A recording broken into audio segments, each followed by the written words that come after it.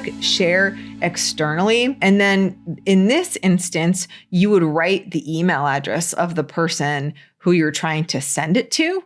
And so that's one way that you can do that. Once you've saved it, you can also go over to the left menu here where it says external.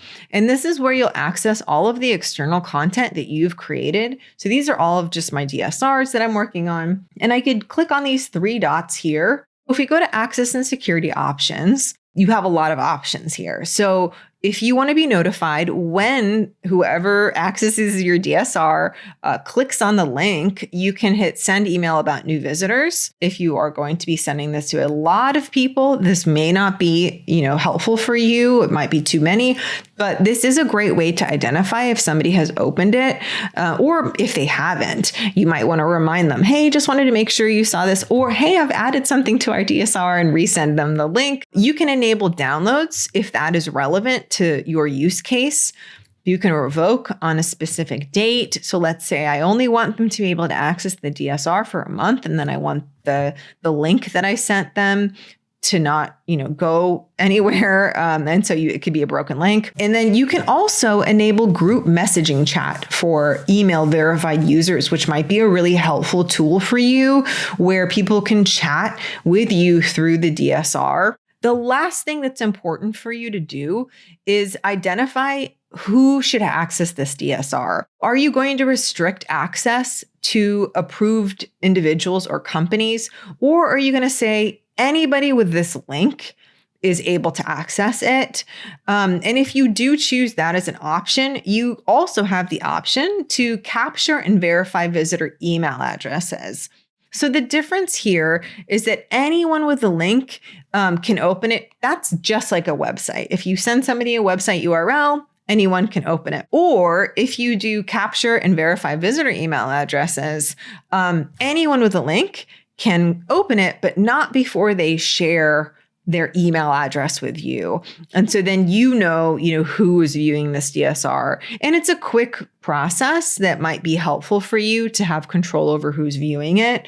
But it really depends on what your purpose is for the DSR. You can use the only people with access section. I'm going to show you what that looks like if I decide to do that. And I'm going to hit save. Now, when I go into the DSR example, I can now go back to my share externally, and only these people can access it, which is one option.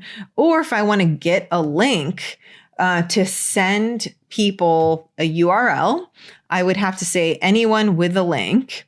And in this case, I can capture or not, and then hit save. And now when you go to the DSR, it will give you a URL that you can share with anybody. So you could send it in an email, you could post it on your website, and now you'll notice on the top right, it says get link. So clicking get link will give me a URL that I can share with anybody. And I can always, change my mind if I want to. Like, let's say if I sent it out and I meant to, change the permissions, you can access that in the same spot later. So the last thing I like to do when I'm done with my DSR before I send it out is to take this URL, and I'm just going to go ahead and copy it. You can hit copy, finish, and I'm going to open it in a new tab just to see what it looks like, because it is very slightly different than what we were just looking at. Mostly because we don't, if you look at the difference here, we have access to all of these other things here, but the DSR is a little cleaner. So they don't, have the menu and all that stuff, but they do have this menu where they could click on these sections.